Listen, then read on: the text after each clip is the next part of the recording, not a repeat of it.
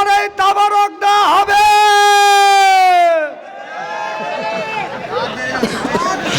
আমাদের দেশে কিছু বন্ড লোক আছে, নামাজ কোনোদিন পড়ে না, রোজা রাখে না, হজ কোনোদিন করে না, জাকাত কোনোদিন দেয় না, মাথায় বড় বড় শট, পরনে শালার শট, সিলাই সেরা কাপড় পরে লাগতে হয়, হাইতে যায় আর বান্দারি গজল গায়, বলে বাবা বান্দারি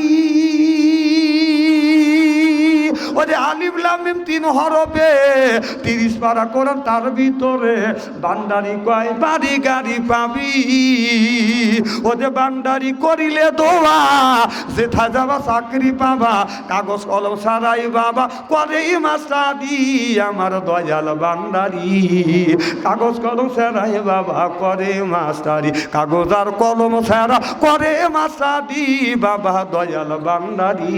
বাচু আনসারি কয় অল্প দিনে তোর কপালে গুড়ি রে, তোর কপালে জোরকান ঠিক কিনে। ওই আল্লাহর বাংলাদেশ, আমকদমের বাংলাদেশ, সৈয়দুল্লাহর বাংলাদেশ, খান জাহানের বাংলাদেশ, আল্লাহর ওলিরা জমিনের বুকে এসে বুকের তাজা রক্ত বুলেঙ্কিত করে দিয়ে এরপরে ইসলামের পতাকা উড্ডীন করেছে, চিল্লে বলো ঠিক কিনা।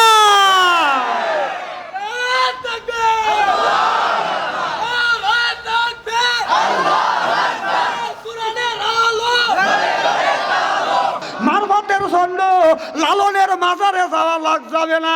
ওই লালন বলছে কি কথা বলছে, ওই লালন কয় সে কি সামান্য সোরা, আল্লাহ চোর কইছে নাউযুবিল্লাহ, একটু জোরে কয়, সে কি সামান্য সোরা ধরবি কোনা কামসিতে,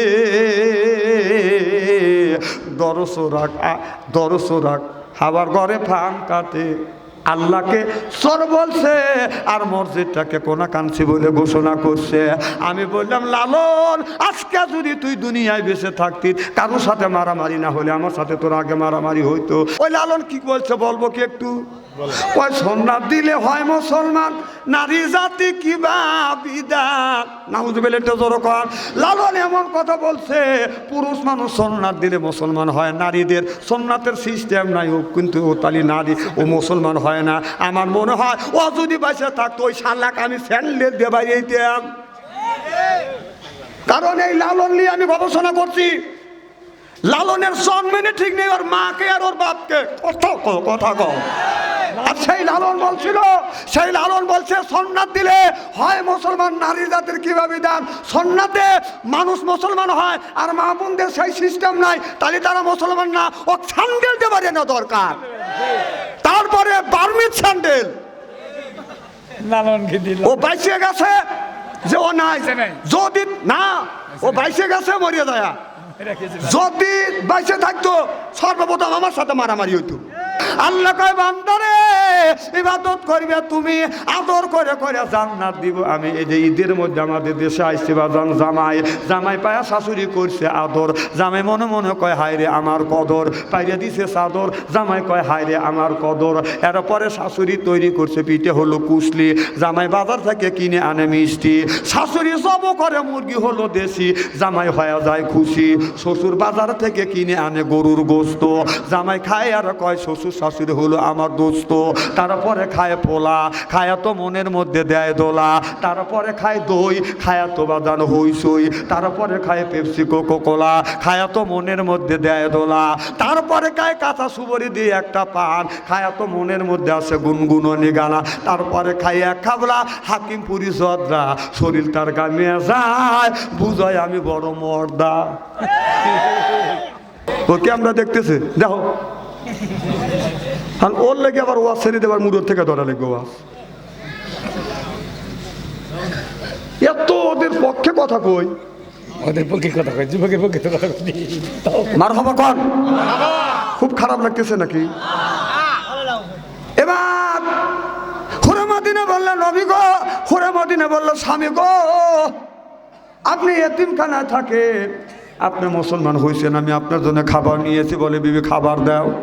ঈশার নামাজ পড়ে যখন বাসায় গেছে বিবি খাবার দিছে, আব্দুর রহমান বাদান পেট ভরে খাবার খাইছে, সে কোন মানুষ বেশ এতই খাইছে, মোটা মানুষ খাইতে পারে না, হালকা পাতলা মানুষ খালি খায় আর মোচর পারে, আমাদের মতো মানুষ খাই আর মোচর পারি, কথা বুঝতেছেন না? এবার আমার কয় না যে হুজুর কাটা পেট বড়, না আমার পেট বড়ই হইতে পারে, আমরা তো কইনি যে তোমরা খাওয়াও আমার, আচ্ছা একদিন দাবাত নিয়ে খাওয়াইছে, এই দুর্নাম কি স্থলে দা করা লাগবে? হ্যাঁ না, একটু বেশি খাইছি, তার তো সহ্য হলো না, এটা শাস্তলে দা করা লাগবে। সারা দেশের মানুষ আনকা হুজুর কারে পেট বড়, কানে কানে মুখে মুখে সরে গেছে। না না, তাহলে এত মন ছোটালি আমাদের দাবাত দিয়ে খাওয়াবার গেছিস কে? খাওয়ালি মানকে আর পাবলিকের মধ্যে পাবলিসিটি করলি মানকে? এই পাবলিকের কথা পাইলে করে ভাই কয় না হুজুর কারে পেট বড়। আমার ভাইরা আমার, এবার আব্দুর রহমান পেট পরে খানা পিনা করিয়া বিছানায় বাদান 4 পা টান করে বাদান শুয়ে পড়ছে। শোয়ার পরে বাদান লাগ ডাকতেছে, এবার হুরে মদিনে মনে মনে চিন্তা করতেছে, এমন খাওয়া খাইছে আর যে শোয়া শুইছে। তাহাজ্জুদ নামাজ তো পড়া দূরের কথা, কোরআন তেলাওয়াত করা তো দূরের কথা, আজকে রাতে সিহেরি খাইতে পারবে না। ঘুমের সাইজ দেখে বোঝা যায় না, সারা রাত একটানা ঘুম পড়ে যাচ্ছে। এবার হুরে মদিনে মনে মনে চিন্তা করতেছে, যুবকটা মনে হয় মিথ্যা কথা বলে আমাকে বিয়ে করতে আমি সুন্দরী দেখিয়ে। কারণ শর্ত হলো আপনার সারা রাত আপনার এশার নামাজ পড়ে যাইয়ে বাদান 1 খতম কোরআন পড়বে, তারপরে তাহাজ্জুদ নামাজ পড়বে, সিহেরি খাবে। আপনার কোরআন তেলাওয়াত করে নাই, আপনার তাহাজ্জুদ নামাজও পড়ে নাই, সিহেরি তো খায় নাই, হয়তো খাওয়া বেশি হয়েছে, এই খাওয়াতে সিহেরি হয়ে গেছে, আমি মানা দিলাম। কিন্তু তাহাজ্জুদও পড়লো না, কোরআন তেলাওয়াত করলো না। দেখি কি করে, রাত তো শেষের দিক, বিবি স্বামীর পাশে বসে আছে, আমি ঘুমাবো না, দেখি ও কিভাবে কি কাজ কাম করে। সারা রাত আরামে ঘুমাচ্ছে, হুরে মদিনা বসে থেকে চোখের পানি ফেলে দিয়ে কান্দে, আল্লাহ রে আমার ভাগ্যে তুমি এই ধরনের স্বামী লিখছ। সম্পূর্ণ মিথ্যা কথা বলছে, তারপরে রসুলের কাছে মিথ্যা কথা বলিয়া আমি হুরে মদিনা আমারে বিয়ে করছে, আল্লাহ তুমি এই স্বামী আমার ভাগ্যে লিখছ। এইভাবে বলতে বলতে এমন সময় ফজরের আজান হয়ে গেছে। আব্দুর রহমান আজানের ধ্বনি কানে গেছে, ঘুম থেকে উঠছে, উঠিয়া বিবিকে বলে, বিবি তুমি নামাজ আদায় করো। ওসি দিয়ে আপনার মসজিদে নববীতে যায় আমার রসুলের পিছনে ফজরের নামাজ জামাতের সাথে আদায় করিয়া বাড়ি তাইসা বলে, বিবি রে আমারে নাস্তা দেও। কও কি তুমি? কেন তোমাকে নাস্তা দেবো? তুমি না রোজা রাখবে? আমি তো রোজা আছি। কথা কি বুঝতেছে? রোজা থাকলে কেউ নাস্তা চায়? নাস্তা দিছে, নাস্তা খাইছে, স্বামী খায়। বিবি বলে, স্বামী রে আমার সাথে কেন মিথ্যা কথা বললে? রসুলের সাথে মিথ্যা কথা বললে, আমাকে কেন ধোকা দিলে? আমি তো কাউরে ধোকা দিইনি, আমি তো রসুলকে বলেছি ওই যুবকটাকে বিয়ে করবো, যে এই যুবকটা আপনার 1 খতম কোরআন তেলাওয়াত করিয়ে বিছানায় ঘুমোতে যাবে, ওই যুবকটাকে বিয়ে করব। তুমি খানা পিনা করিয়ে আপনার কোরআন তেলাওয়াত তো দূরের কথা, একদমে ফজরের আজান পর্যন্ত কোরআন তুমি কখন তেলাওয়াত করছো? কয় আমি করছি। কয় কি রে? এ বিবি আমি কোরআন তেলাওয়াত করছি। বিবি কয় আমি তো দেখি রে, সারা রাত তো আমি জাগা। কোরআন তিলাওয়াত করো নাই, তাহাজ্জুদ নামাজ পড়ো নাই। ছেলেটা বলে, বিবি রে আমি তাহাজ্জুদ নামাজও পড়ছি। কয় এত বড় মিথ্যা কথা তুমি? আমি তোমার বিবি, সারা রাত জাগিয়ে আছি, তুমি খালি আরামে নাক ডেকে ঘুমাইছো আর বলতেছো তাহাজ্জুদ নামাজ পড়ছো। তোমার সাথে আর সংসার আমার মনে হয় টিকবে না। আর আমি ভাবছি হয়তো তোমার শরীর খারাপ, হয়তো 1 দিন নামাজ কাজা হইতে পারে, কোরআন তেলাওয়াত আপনার কাজাও হইতে পারে। কথা বুঝতেছেন না? আমি জানি আপনি পেট ভরে সন্ধ্যা রাতে খাবার খাইছেন, রোজা আসান। আপনার নাস্তা চাওয়া দেখে আমি চিন্তা করলাম আপনি রোজা নাই। বলে, বিবি আমি রোজা আছি। কয় না আপনি খাবার খাচ্ছেন? কয় আমি খাবার খাইলে আমার রোজা ভাঙে না। এটা বন্ডামি কথাবার্তা না? কথা কয় না, কি কন বন্ডামি না? আমাদের দেশে কিছু বন্ড লোক আছে, নামাজ কোনোদিন পড়ে না, রোজা রাখে না, হজ কোনোদিন করে না, জাকাত কোনোদিন দেয় না, মাথায় বড় বড় শট, পরনে সালার শট, সিলাই সেরা কাপড় পরে লাগতে হয়, হাইতে যায় আর বান্ডারি গজল গায়। বলে বাবা বান্ডারি, ওরে আলিফ লাম মিম 3 হরফে 30 পারা কোরআন, তার ভিতরে বান্দারি কয় বাড়ি গাড়ি পাবি। ওরে বান্দারি করিলে দোয়া, যেথা যাবা চাকরি পাবা, কাগজ কলম সারাই বাবা করে মাস্টারি। আমার দয়াল বান্দারি কাগজ কলম সারাই বাবা করে মাস্টারি, কাগজ আর কলম সারা করে মাস্টারি বাবা দয়াল বান্দারি। বাচু আনসারি কয় অল্প দিনে তোর কপালে গুড়ি রে, তোর কপালে তোর কান ঠিক কিনে। ওই আল্লাহর বাংলাদেশ, আমগমের বাংলাদেশ, সৈয়দুল্লাহর বাংলাদেশ, খান জাহানের বাংলাদেশ, আল্লাহর ওলিরা জমিনের বুকে এসে বুকের তাজা রক্ত বুলেঙ্কিত করে দিয়ে এরপরে ইসলামের পতাকা উড্ডীন করেছে। চিল্লে বলো ঠিক কিনা?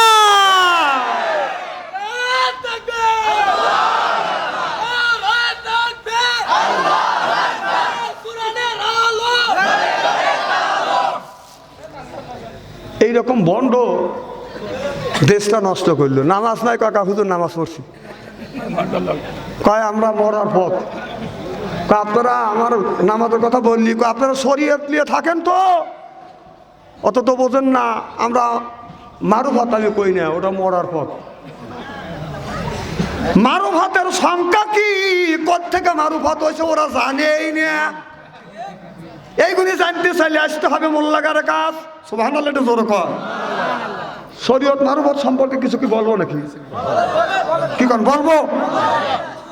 আল্লাহর নবী 7 আসমান পাড়ি দিলেন, আল্লাহর বাড়িতে গেলেন। সুবহানাল্লাহ কাম। সুবহানাল্লাযী আসরা লাইলাম মিনাল মসজিদিল হারাম ইলাল মসজিদিল আকসা। সুবহানাল্লাহ বললেন না? 7 আসমান পাড়ি দিয়ে আল্লাহর নবী যখন আল্লাহর বাড়িতে গেলেন, গুপ্তে মূসা নামে লাইলা কুহিতুর, গুপ্তে মূসা নামে লাইলা কুহিতুর, গুপ্তে মূসা নামে লাইলা আরশে নূর। চিল্লাকান আল্লাহু আকবার। আল্লাহর বাড়ি যখন গেলেন, দুনুকের মাথা টাইমে যত কাছে নিয়ে আসে আল্লাহ আর আল্লাহ রাসূল এত কাছাকাছি, মাঝখানে একটা পর্দা আছে। সুবহানাল্লাহ বললেন না? আল্লাহ বলে, বন্ধু রে, আমার বাড়ি 7 আসমান পাড়ি দিয়ে আসছে, আপনি একটু আরাম করেন। আর সর্বপ্রথম আল্লাহ 4 পেয়ালা গেলাস, 4 রকমের 4টা গেলাস, সে 4 রকমের শরবত দিলেন। বন্ধু পেরেশান হয়ে আসছেন, 7 আসমান পাড়ি দিচ্ছেন, আপনার পিপাসা লাগছে, আপনি 7 গিলাসে 4টা শরবত, এই শরবত আপনি পান করেন। 7 মাস গরমের মধ্যে যদি কুটুম বাড়ি যায়, আত্মীয় বাড়িতে গেলে যাওয়ার সাথে সাথে বাঁধান আপনার বেলের শরবত দেয়, এরপরে গুড়ের শরবত দেয়, তারপরে চিনির শরবত দেয়, বিভিন্ন রকমের শরবত দেয়। হ্যাঁ, যুবকদেরটা পড়ো, কোরবান ভাই পড়ো। ওরা কি দেয় আমি ওগুলি জানি, আমার তো মুখস্থ। এদিক তাকান, কি জানে বলতেছিলাম? শরবত। আল্লাহ কয়, বন্ধুরে 7 আসমান পাড়ি দিয়ে আসছেন, শরবত খান। 1 গিলাসের শরবত হলো দুধ, আর একটা হলো শস্য পানি, আর একটা হলো বাদান আপনার মধুর শরবত, আর একটা হলো সারাবান তহুরা। সুবহানাল্লাহ বললেন না? 4 গিলাসে 4 পেয়ালা 4 রকমের শরবত। আল্লাহ বললেন, বন্ধু আপনি শরবতটা পান করেন। আমার নবী দুধেরও শরবত বাদান পান করতে লাগলেন। করতে করতে চিন্তা করলেন, যদি ফুল খায়া ফেলি তাহলে তো অভদ্রতা হয়। কথা বুঝতেছেন না? অভদ্রতা হয়। এই জন্য আমার নবী বাদান আপনার দুধ পান করিয়া একটুখানি রাখিয়ে দিলেন। আল্লাহ বলে, বন্ধু রে, এই আপনি যে শরবত পান করলেন, কিসের শরবত পান করলেন? আমার নবী লক্ষ্য করে দেখে দুধের শরবত। আমার আল্লাহ বললেন, বন্ধু আপনি দেখেন তো কি লেখা আছে। আমার নবী লক্ষ্য করে দেখে দুধের গিলাসে তাতে লেখা আছে শরীয়ত, এরপরে স্বচ্ছ পানির গিলাসে লেখা আছে হাকিকত, এরপরে মধুর শরবতে লেখা আছে তরিকত, তারপরে সারাবান তহুরাতে লেখা আছে হলো বাদান মারফাত। আল্লাহ কয়, বন্ধুরে দুধ যখন পান করছো, এই দুধের মধ্যে আমি শরীয়ত, হকিকত, তরিকত সব দিয়ে দিলাম। সুবহানাল্লাহ কইলেন না? 1 লিটার জাল দেওয়া দুধ যদি কিনতে যান, আপনি নিবে 100 টাকা। কথা বুঝতেছেন না? আপনার সুরের দুধের থেকে বাদান কি হয়? সর। 1 কেজি সর যদি কিনতে যান, এই সরটা কম করে হলো বাদান 500 টাকা নিবে, কারণ অল্প দুধের সর হয় না। আর যদি মাখন কিনতে যান, সরের থেকে মাখন হয়, মাখন কিনতে গেলে কম করে হলে 800 টাকা নিবে। কথা কন না কেন? আবার ঘি হয়, মাখনের থেকে ঘি হয়, ঘি কিনতে গেলে বাদান 1200 টাকা লাগে। তাহলে এই ঘি কার থেকে হয়? ঘি হয় আপনার ওই দুধের থেকে হয় বাদান সর, সরের থেকে হয় মাখন, মাখনের থেকে হয় বাদান কি? ঘি। সুবহানাল্লাহ বললেন না? আল্লাহ বলে বন্ধুরে শরীয়তের মধ্যে আমি আল্লাহ এই শরীয়ত হকিকত তরিকত মারফত দুঃখ দিলাম, কারণ দুধটা হলো শরীয়ত আর সরটা হলো বাদান হাকিকত, আর মাখনটা হলো তরিকত, আর ঘিটা হলো মারফত। সিল্লাকান আল্লাহু আকবার। মারফতের জন্য লালনের মাজারে যাওয়া যাবে না। ওই লালন বলছে কি কথা বলছে? ওই লালন কয় সে কি সামান্য সোরা, আল্লাহ চোর কইছে নাউযুবিল্লাহ, এটা জোরে কয়, সে কি সামান্য সোরা ধরবি কোনা কামসিতে, দরসোরাক আবার ঘরে ফান কাটে। আল্লাহকে চোর বলছে আর মসজিদটাকে কোনা কানছি বলে ঘোষণা করছে। আমি বললাম লালন, আজকে যদি তুই দুনিয়ায় বেঁচে থাকতি, কারোর সাথে মারামারি না হলে আমার সাথে তোর আগে মারামারি হইতো। কারণ আমি বললাম ওইটা বাদ দিয়ে তুমি কি এইটা বলতে পারো না? সে কি সামান্য সস্তা, সে কি সামান্য সস্তা দরবি মসজিদ গদেতে, দর সস্তাক এবাদতের থান পেতে, পাদুকুলি ফি ইবাদি ওয়াদুকুলি জান্নাতি।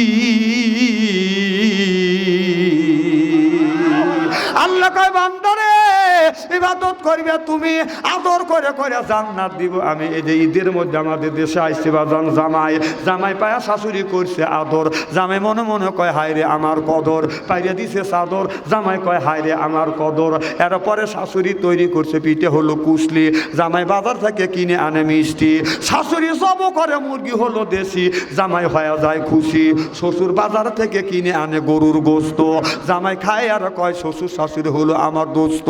তারপরে খায় পোলা, খায়া তো মনের মধ্যে দেয় দোলা, তারপরে খায় দই, খায়া তো বাদান হইসই, তারপরে খায় পেপসি কোকো কোলা, খায়া তো মনের মধ্যে দেয় দোলা, তারপরে খায় কাঁচা সুবরি দিয়ে একটা পান, খায়া তো মনের মধ্যে আছে গুনগুননি গানা, তারপরে খায় এক খাবলা হাকিমপুরি জর্দা, শরীর তার গামিয়ে যায়, বুঝায় আমি বড় মর্দা।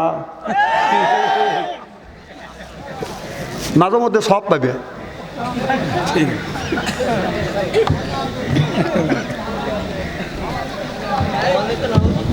মারহাবা একটু জোরে কর, কর মারহাবা। আমার কথা কি বোঝা যাচ্ছে ভাই? না না তাবারকের জন্য বসে আছেন?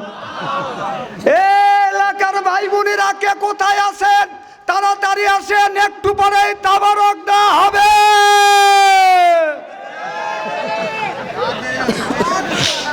দাবারটা দিয়ে নিলাম, হ্যাঁ না না, যারা বউ নিয়ে শুয়ে আছে, তিনটে ছেলে মিয়া জামাই বউ, আর ছেলে বউ স্বামী একটা কোলে নিবে, বউ একটা কোলে নিবে, বাঁচবে কয়টা? আর ওইটার হাত বউ ধরবে এক হাত, জামাই ধরবে এক হাত, টানে নিয়েছি। আমার ভাইরা আমার খুব খারাপ লাগতেছে নাকি? এই লালন একটা কথা বলছে, যদি থাকতো মারামারি হয়তো। ওই লালন কি বলছে বলবো কি একটু?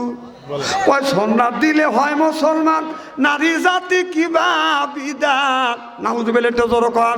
লালন এমন কথা বলছে, পুরুষ মানুষ সোনার দিলে মুসলমান হয়, নারীদের সোনাতের সিস্টেম নাই, ও কিন্তু ও তালি নারী ও মুসলমান হয় না। আমার মনে হয় ও যদি বেঁচে থাকতো ওই শালাক আমি স্যান্ডেল দিয়ে বাইরে দিতাম।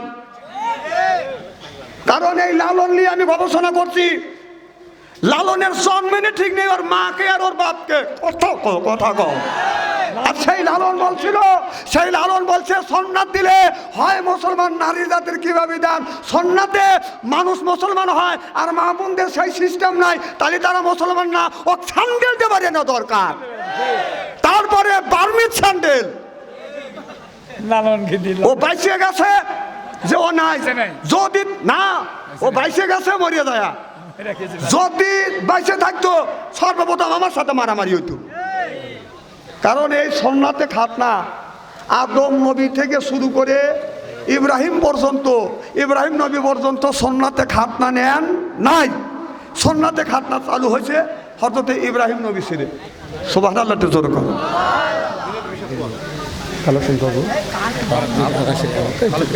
এটা শোনেন, একজন আল্লাহর কাছে দোয়া করছে, আল্লাহ রে বেটাও দেয় না, বিটি দেও নাই, রব্বি হাবলি মিনাস সলিহিন, একটা নেক বেটা দাও। আল্লাহর কাছে চাইছে, কি চাইছে? বেটা চাইছে।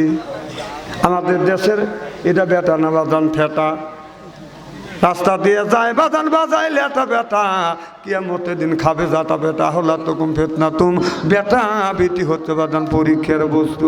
আমাদের দেশের অনেক ছেলেরা প্রেম করে শাখা খাইয়ে বাজান, রাগ করে খায় বাজান মদ, ও হারাবে জান্নাতের পথ। যে খাইবে বাজান গাঁজা, আল্লাহ দিবে সাজা। যে খাইবে গুল, ওই করবে বাজান ভুল। যে খায় সিগারেট, ওর নাই মুখের বেরেক। আর যে খায় বিড়ি, ওর মানে ধরবে কিরি। বিড়ি যারা খায় তাদের হাত দিয়ে গন্ধ, মুখ দিয়ে গন্ধ, দাড়ি দিয়ে গন্ধ, টুপি দিয়ে গন্ধ, জামা দিয়ে গন্ধ, গামছা দিয়ে গন্ধ, লেপ দিয়ে গন্ধ, বালিশ দিয়ে গন্ধ।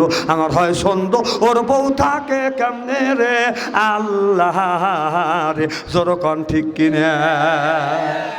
টাটকা বিড়ি খায়া বোর মুখের কাছে যখন মুখ নেয়, বউ খালি মুখ ঘুরায়। স্বামী তো বিবির মুখের কাছে মুখ নিবে, এটা তো একটা আকর্ষণ। বাবা বিয়ে তো করো নাই, খেয়ে তো বুঝতেছে না মুখ চটকাতেছে। তোমাদের বিয়ে হবে, তখন বউ খালি মুখ ঘুরায়। তো স্বামী কয় আমি তোমার মুখের কাছে মুখ নেই, তুমি মুখ ঘুরাও।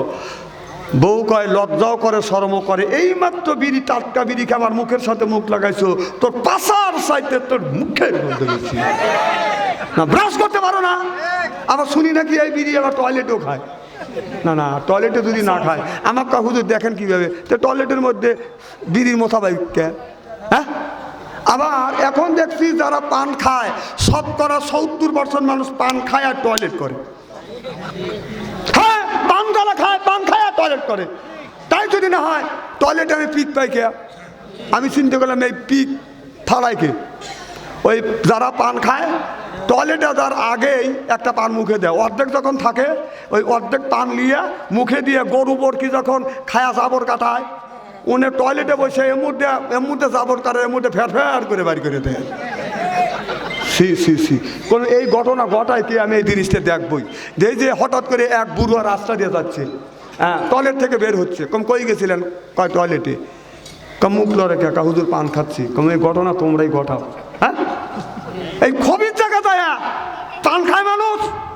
না না, টয়লেটে যা যদি জায়েজ মনে করে যদি পান খাও, তাহলে পানের পোটা নিয়ে মলিট্টু তুলে চুল মনে করে বড়া খায়। ও এগুলি লজ্জা করে।